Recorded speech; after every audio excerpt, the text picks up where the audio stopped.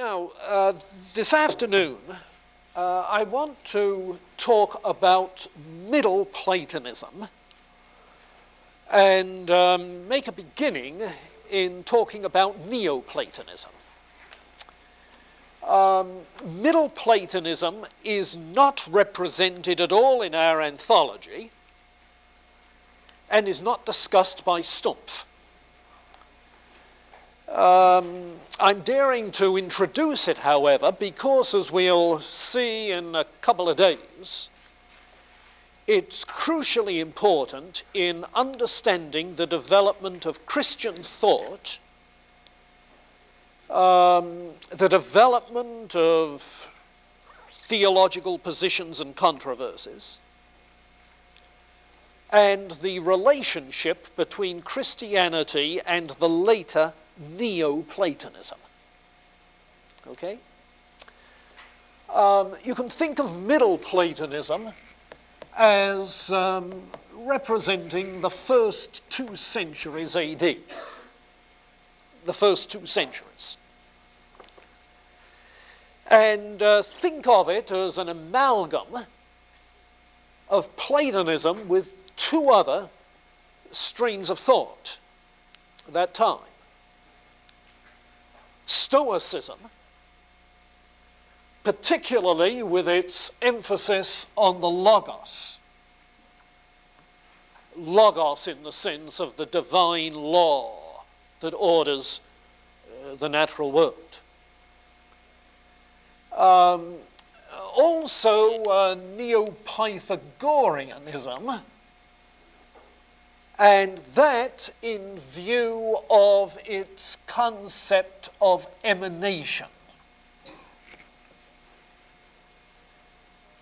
And we want to see what this is and how it all comes together. Well, let's start with this. That at that juncture in history, there were strong tendencies towards dualism of one sort and another. We've seen dualistic interpretations of Plato, in which matter is presumably some primal uncreated chaos into which form comes. A dualistic interpretation of Plato, with implications for the problem of evil. There is a much more definite kind of dualism in various kinds of Gnosticism of that time. Various kinds of Gnosticism, which explicitly regarded matter as evil, or at least the source of evil. Mind or reason as good. And there's some comments about dualism and reactions to it in that piece that's on reserve about the divine logos and the goodness of creation that I mentioned last time. But in addition to the Platonism and the Gnosticism, in Stoicism, there is, of course, what back in Heraclitus we called a double aspect theory, where the Stoics viewed nature as a process of change, and some of it likened the basic stuff to fiery vapor, like Heraclitus. But the other side is, of course, the logos, the orderedness, the law-governed nature of things. And so various tendencies towards dualism. Now, what Middle Platonism does decisively for the future of Platonism, decisively, is to push from dualism in a monistic direction. Not 2 ultimate realities or 2 irreconcilable aspects to reality, but one inclusive reality from which variety is derived and to which it returns. Moving from dualism then to monism. How did they do it? They did it by means of the Neo-Pythagorean emphasis on emanations. Now, Neo-Pythagoreanism itself developed with Platonic ingredients and Stoic ingredients. And in some writers, there is virtually no distinction made between certain Neo-Pythagoreans and Middle Platonists. In fact, I think of one whose name is Albinus, who by some writers is called a Neo-Pythagorean, in others a Middle Platonist. The similarity is there. But what the Pythagoreans did was to conceive of a hierarchy of beings with varying degrees of being and perfection, from God all the way down to the other extreme, non-being. A hierarchy with all sorts of intermediary beings. In fact, even between, shall we say, the human realm and the divine realm, intermediary beings. Various kinds of powers with various degrees of perfection and imperfection. This notion of a hierarchy of being becomes, in fact, the conceptual model that governs the Middle Ages. This is where it comes from, that hierarchical notion, which found expression in the structure of the church and of society, as well as in philosophy and literature, and so on and so forth, and has carried over into some Christian thinking to this day. It's a hierarchy of being in which there are no gaps. And so we talk of the principle of plenitude. The hierarchy is filled up. There are no places to let. There are no vacancies. Every possible degree of being is taken by something that exists. Okay? Now, that notion has a long history. And you may be interested sometime in looking up a book by A.O. Lovejoy. It's an older book, about 60 years, 70 years old now. A.O. Lovejoy, a book called The Great Chain of Being. The Great Chain of Being. And particularly those of you in history, literature, who'll want to have some sense of where this notion comes from that plays such a role in Western thought, may want to take note of that book for some time to read. A.O. Lovejoy's Great Chain of Being. Well, this hierarchy of things is an arrangement that enables them to preserve the transcendence of God. That is to say, God is transcendent in the sense that he is qualitatively far beyond this earth and earthly creatures, humans included. But at the same time as it preserves the transcendence, it facilitates the immanence of God. You know, and keeping both these things in balance is one of the issues that arose in Greek thought. Plato's God so transcendent, out of touch with earthly beings, you see. Aristotle's God, beyond the outer perimeter of the universe, and in terms of efficient causation, unable to do anything among earthly beings. But they were trying to preserve the immanence by virtue of the Logos doctrine taken over from the Stoics. Now, remember that doctrine. For the Stoics, the Logos was divine reason, probably impersonal, but some rational, unchanging, rational principle that embraces and permeates everything in existence. So that there are seeds of the Logos, logoi spermaticoi, seeds of the Logos in every particular thing.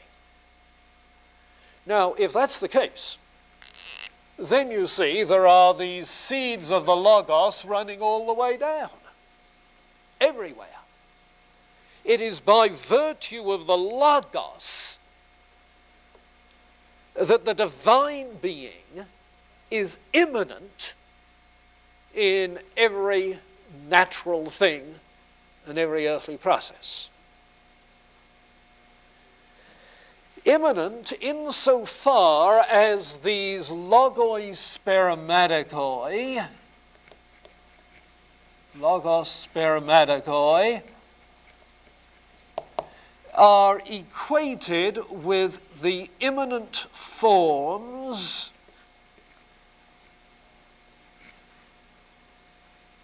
and you expected me to say of the Aristotelian tradition, and I'm going to say of the later Platonic tradition because there are hints at it in the Timaeus.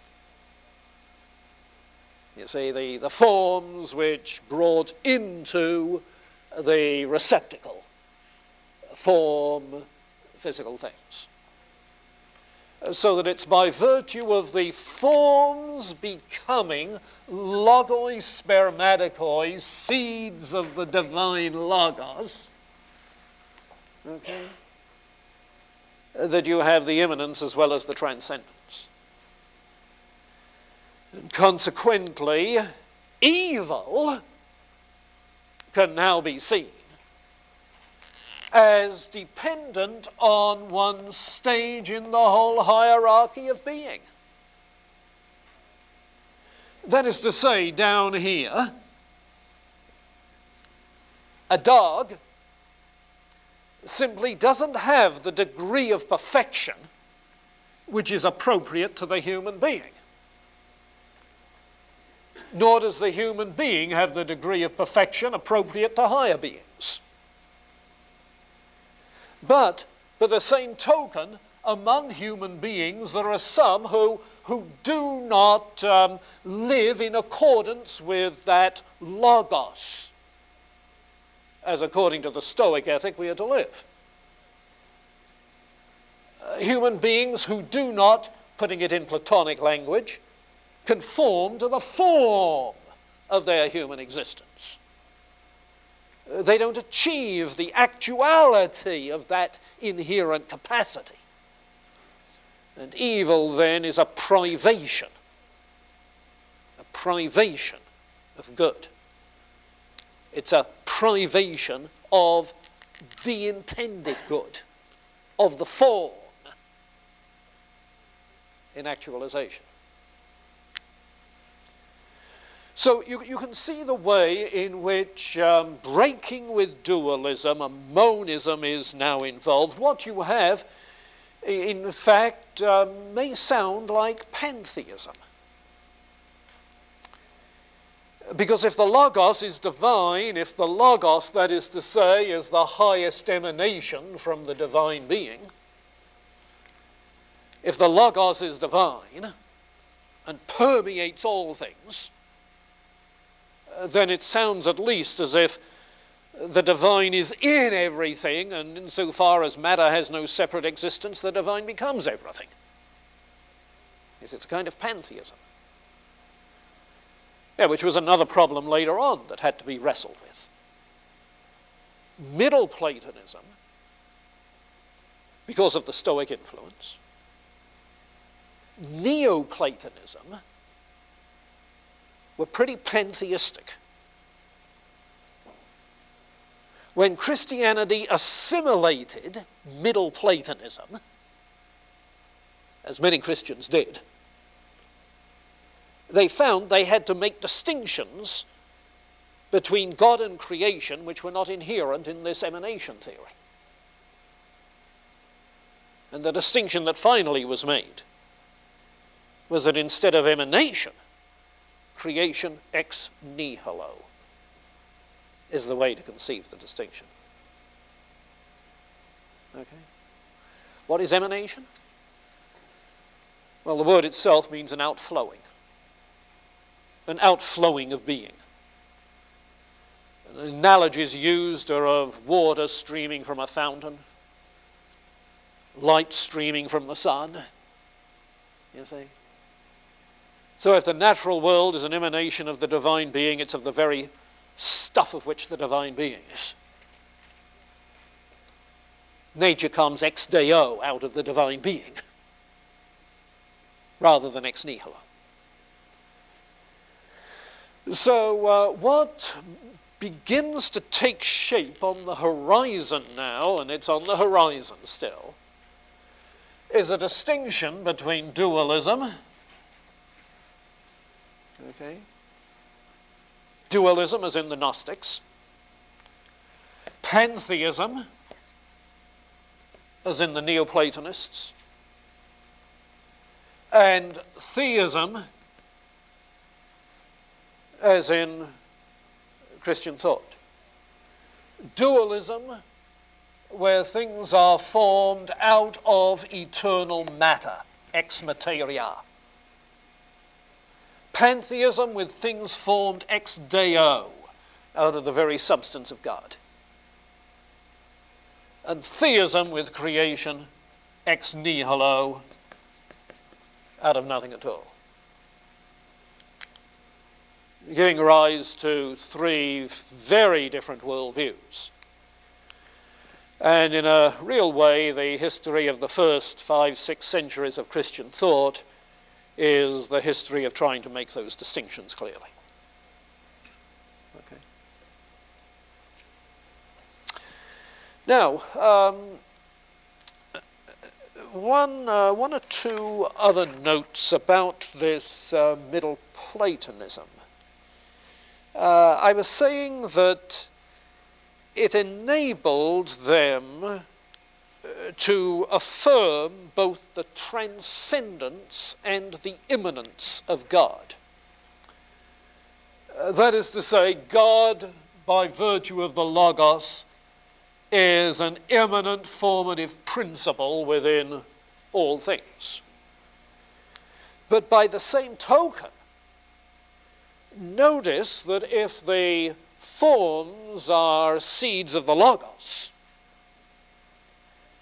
and the Logos is the emanating reason of God, then the ultimate status of the forms is as reasons in the mind of God.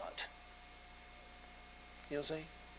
They are the eternal ideas in the mind of God.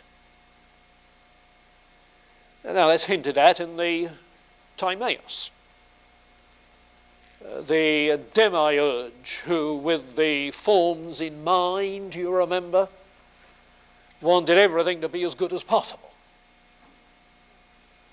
And in the Middle Platonism, the forms then become ideas in the mind of God, so that God now is not just the formal cause and the final cause for the sake of which nature exists, but also the efficient cause because it's through the operation of the logoi spermaticoi that nature comes into being, formed. Now, the logos, then, is divine. You have God, you have the logos as the highest emanation, known as, let me get the exact wording of it, God known as proto-theos, the first God, and the logos known as deuteros theos, the second God. Okay. So that here in these pagan Middle Platonists, there is emerging a distinction of beings within the divine Godhead. You see? In fact, there were one or two of them who added to the divine logos the world soul, giving us proto-theos, deuteros theos, and number 3. This is a pre-Christian conception of divine Trinity in a purely pagan context. Okay? And it's this formulation of it which provided a conceptual tool for the early church in beginning to formulate the doctrine of the Trinity.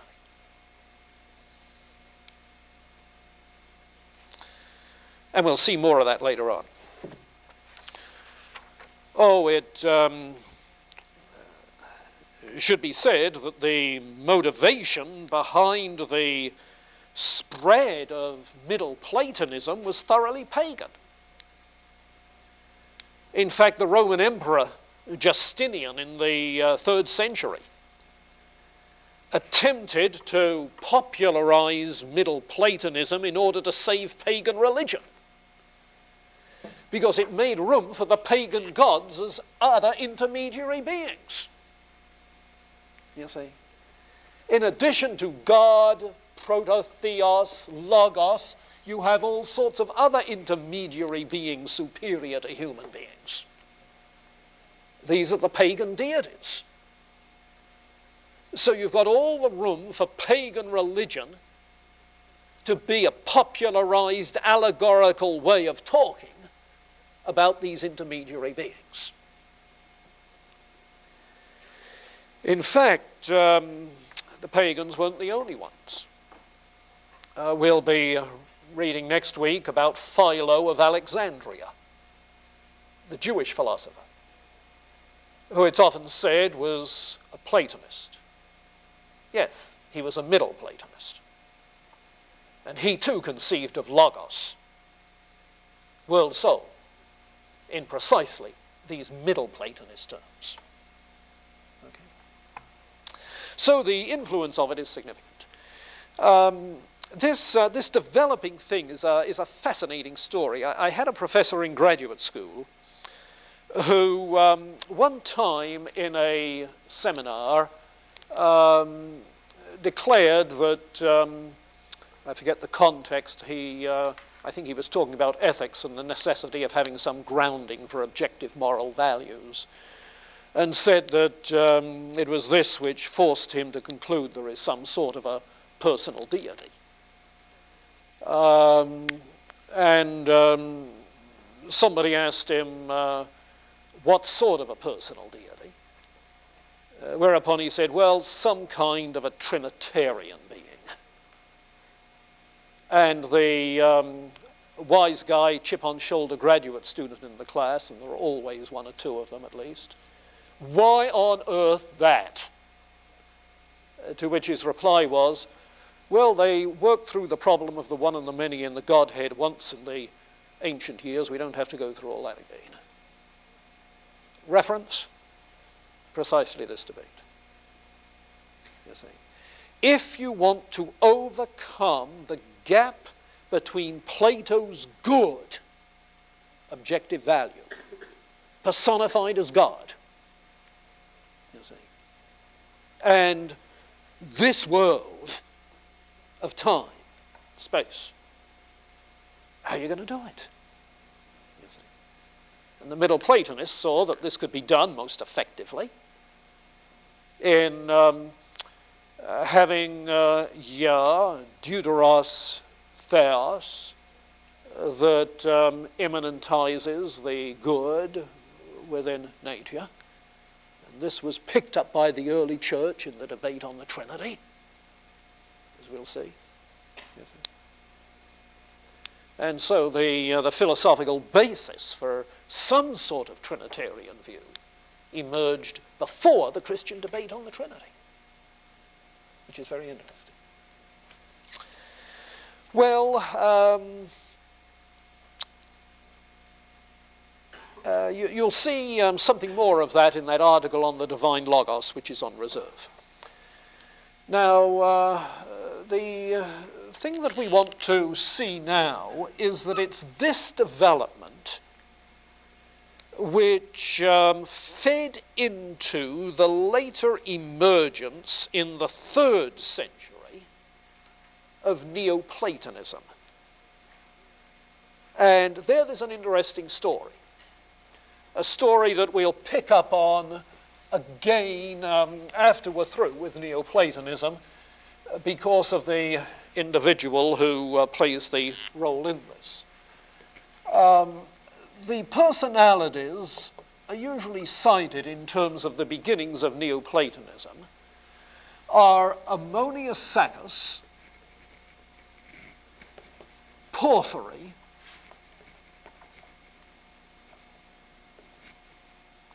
and Plotinus. Plotinus, by any account, is the most important name to remember, because he wrote a series of treatises known as the Enneads, literally 6 sets of 9 essays, called the Nines in the way they've been preserved, the Enneads, the Nines, 6 Enneads, purporting to report on Porphyry's teaching, though usually taken to be largely his own. But Porphyry's teaching, which originated in Ammonius Saccas, who in the 2nd century in Alexandria was a Middle Platonist who was also a member of the Christian catechetical school in Alexandria. Yeah. You may recall from some other context that in 2nd, 3rd century Alexandria there was a Christian academy of sorts devoted to educating not only church people but others as well, pagans, who came for instruction. Instruction in theology, instruction in philosophy, instruction in other things. Alexandria was one of the seats of learning in antiquity. Clement of Alexandria, early church father, was an earnest advocate of what then they thought of as the liberal arts in that classic tradition. And this school was where it was practiced. Ammonius Saccas was part of it. It seems, and you get conflicting reports in the secondary literature, it seems that Ammonius Saccas was at one time a student, perhaps a student at the same time as Origen, perhaps also a teacher in that school, in any case at one time a Christian. And that Ammonius Saccas later departed from Alexandria and from the Christian faith and continued his teaching, which became the Neoplatonism of Porphyry and Plotinus. So in that sense, Neoplatonism was a continuation of Middle Platonism as it had been filtered through the Alexandrian school and been Christianized in the process. Okay? If you like, Neoplatonism was a Christian heresy. It was a departure from Christianity. But in some ways it was a reversion to pre-Christian Middle Platonism. Do you get the picture? Okay. And the importance of Neoplatonism is not just in its origin. Its origin is a fascinating thing. And we'll come back to the Alexandrian school when we're through with Neoplatonism. But the importance of Neoplatonism is that it provided the philosophical framework that dominated medieval thought until the 11th, 12th century. Continued to be a powerful influence after the Reformation, both in the Renaissance and during the Enlightenment. Went through another resurgence in 19th century Europe. Okay? So the history of Platonism, a history continuing really into the 20th century. Tremendously influential. When you read of Platonism in later history, sometimes it's Plato, sometimes it's Neoplatonism. Okay? And you always have to read the context to see which it is. Sometimes it's Plato, sometimes it's Neoplatonism. And the figures influenced by it are innumerable. If you read John Milton, you don't read long in his theology before you discover that he's talking Neoplatonist language. It seems to be Neoplatonic in his kind of Christianity. So very important to watch. Now, what about then the Neoplatonic philosophy? How does it look? And immediately you can begin to see echoes of that old Middle Platonism. Because the Neoplatonists, too, thought of a hierarchy of being with emanations and with a divine trinity. Okay? The top of the hierarchy, the one. I'd better put it higher up. The one. Okay? Top of the hierarchy. And below the one on the hierarchy, there is nous. If you like, intelligence. Logos. Below intelligence, world soul. There it is, explicitly. Okay. And you see, those are three ingredients already in Plato's Timaeus. How did they get to be a hierarchy with emanations? Because of Middle Platonism. It's Middle Platonism that brought the doctrine of emanation into Neoplatonism. And from world soul, finite souls. And the souls descend into bodies. And so towards the bottom of the hierarchy. This downward movement is emanation. But we mustn't let that give us the impression that the downward movement means that there is a gradually emptying out of the divine being. Far from it. What you have is a parallel movement known as epistrophe, return. Epistrophe, Greek term, translated conversion, a turning back. So emanation is an outflowing, epistrophe is a turning back. And that Neoplatonic language is very evident in the language of certain kinds of mysticism to this day. The myth of the eternal return, phrases of that sort, you see, Neoplatonic. And inasmuch as everything flows out from and returns to the one, obviously this is a form of monism, you see. A form of pantheism, because the one is the divine being.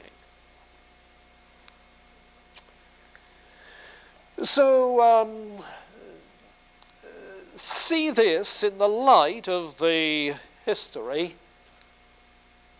that goes back to the Eleatics. You remember? Parmenides, the one. Heraclitus, yet everything is changing. The pluralists, many, many different kinds of things. How within the context of the one are you going to explain change and plurality without saying, as the Eleatics did, that they're both sheer illusion? The same story in Plato. You've got the world of change, you've got the world of eternal unchanging form. What's the relationship? However can you describe what it is to participate? Plato couldn't. You see? What's the connection? The answer? Emanation, epistrophe. And so this is the form of Platonism, which was transmitted through the Middle Ages to modern times. Neoplatonism, with its doctrine of emanation, drawn from the Neo-Pythagorean tradition through the Middle Platonism. Now, let me pause there for question, comment.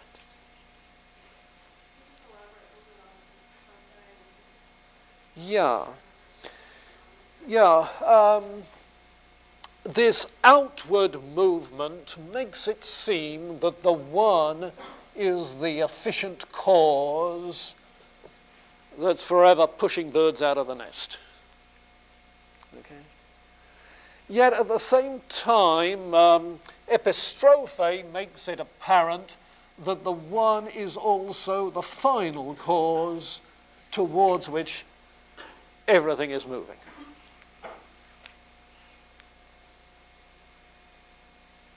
In other words, God is, for the Neoplatonists, material cause, because everything is of the divine, out of the divine being, efficient cause, formal cause, because of the Logos, final cause. And explicitly so, Plotinus cites Aristotle along those lines. Okay? So if the term epistrophe is a little bit amorphous, vague, you can catch anticipations of it in Plato's love for God, love for the good, okay? In Aristotle's emphasis on wonder, the souls of the stars moved by wonder.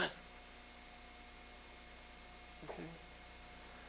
The notion of final causation. Yeah, all of that is being packed into this eternal return. Yeah. Okay. So it's this movement which maintains the balance. Now, what we have to do, therefore, is to trace out what Plotinus has to say about the one, the nous, the world soul, finite souls and bodies, the problem of evil, etc. And you can anticipate what that is going to be like by recognizing here the divided line. Plato's divided line. You see? Superimpose it. Because here in the upper half, you have what is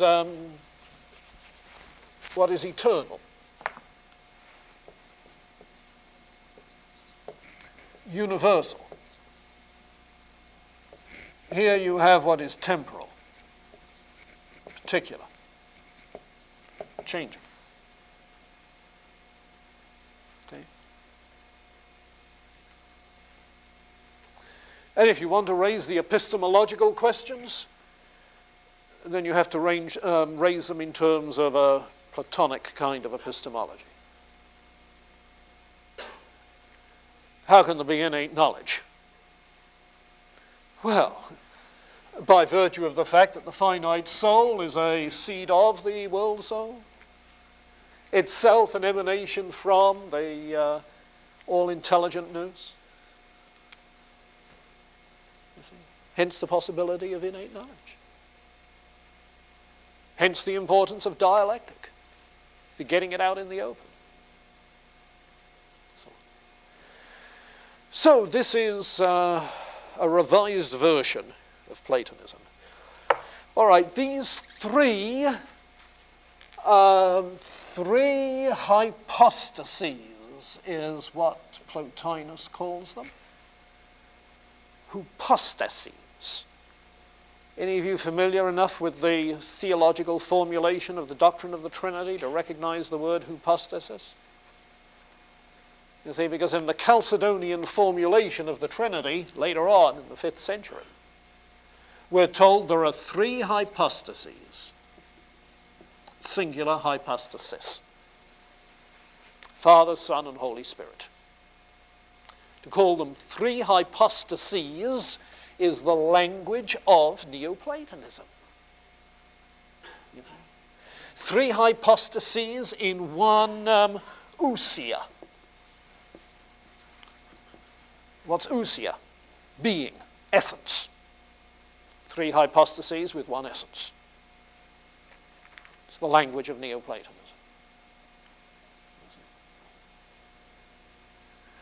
Hypostasis gets translated in process of translation in the Latin versions persona, hence the English person. But the Latin persona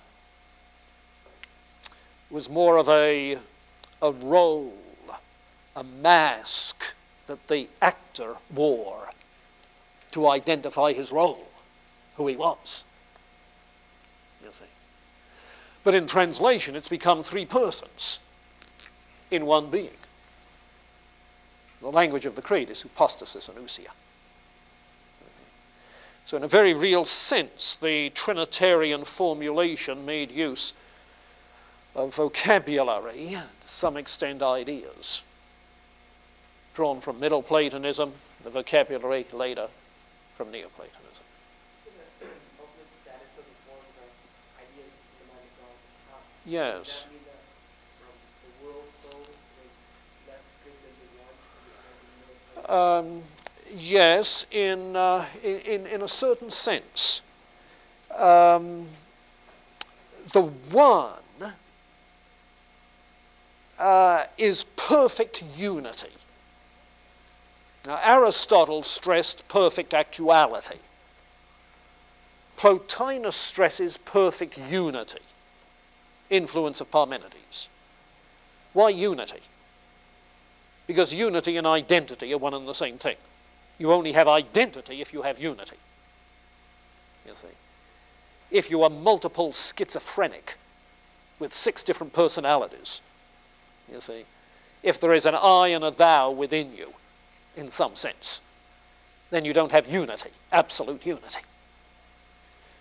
So in stressing the one, What Plotinus is trying to say is that this is the most real kind of being, the most complete kind of being, the perfection of being, of beauty itself, and is beyond anything in particular that we can say about it.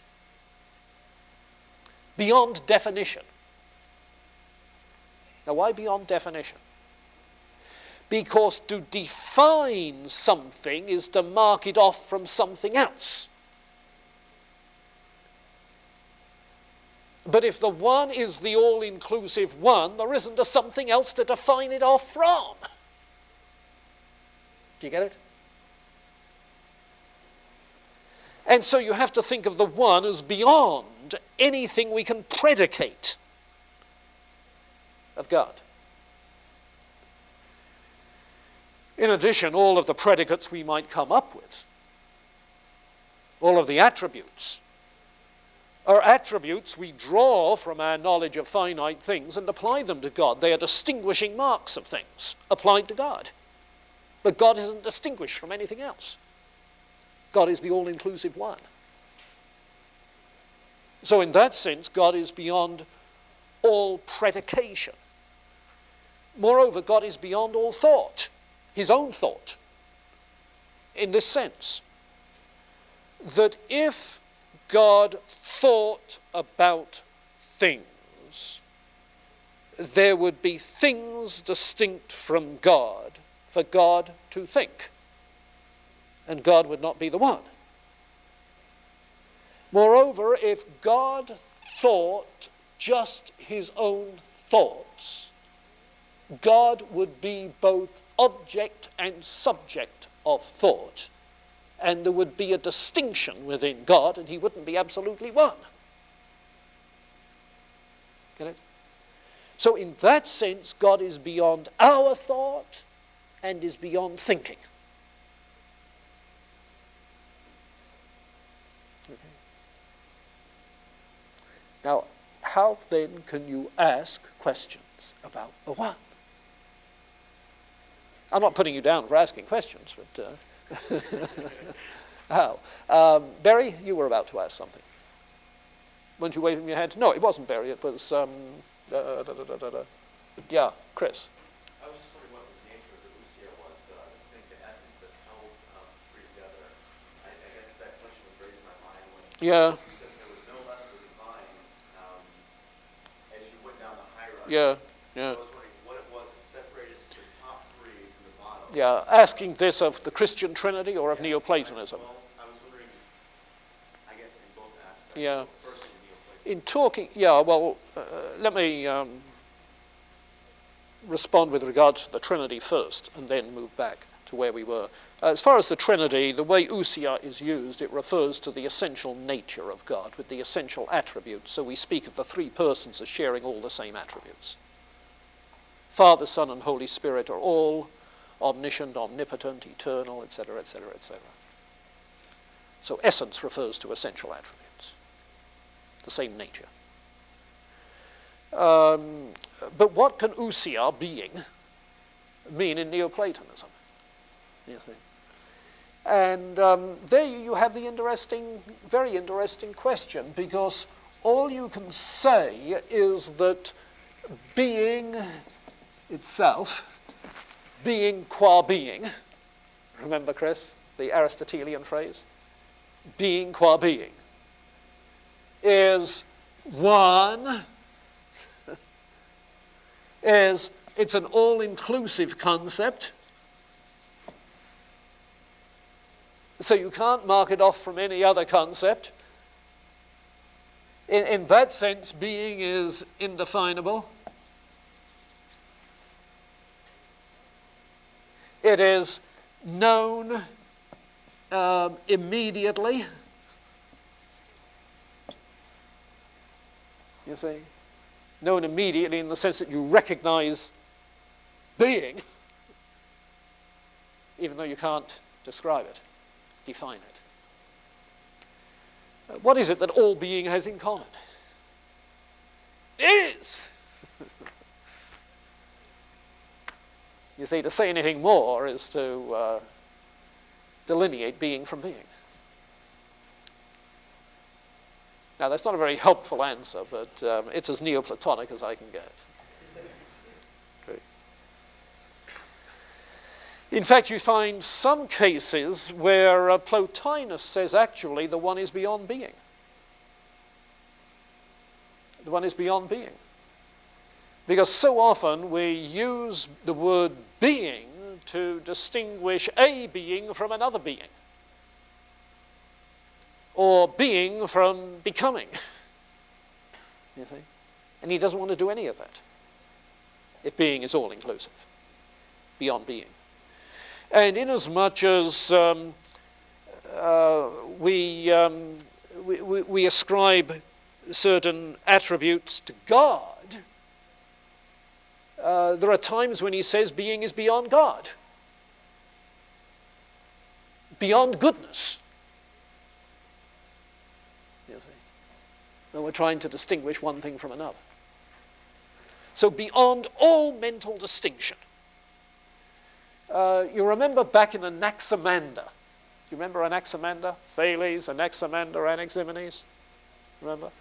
Back in Anaximander, the basic nature of being was labeled as a pairon.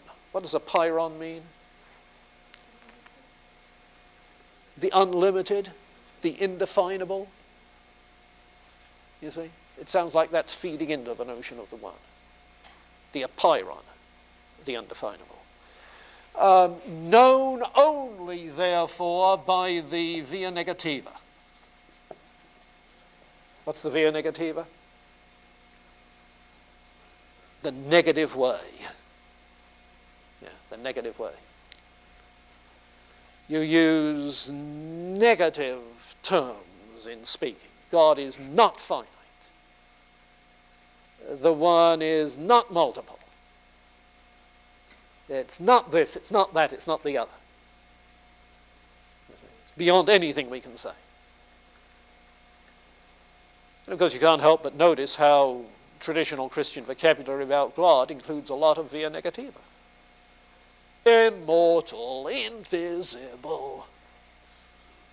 Immortal, invisible.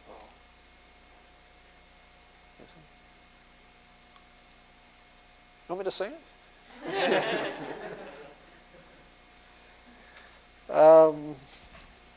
Okay, that's about as far as we can go then on the one. Wait a minute, what's the time? Oh, we've got another 3 or 4 minutes. What about the nous? Reason, intelligence, the intelligible principle. Well, you see, this is, as it were, the mind flowing out from God, from the one. Now, in this emanation, reason, thought, you can speak as if the divine being is thinking. Thinking its own thoughts, like Aristotle's unmoved mover. Thinking on its own thoughts, because the forms are in the mind of the logos, in the mind of the nous, divine intelligence. This is the highest definable emanation of the divine being. It's here that we are able to speak of the divine being as altogether wise, altogether good, altogether beautiful, because this is the realm of ideals, the forms, differentiated in the mind of God. Okay. And the world soul, this is the dynamic, life-giving, energizing force that permeates finite things, orders them, conserves them, guides them. If you like to speak more precisely, the efficient cause in the divine being, the efficient cause of nature is the world soul. The formal cause is the nous. The final cause and the material cause, both one.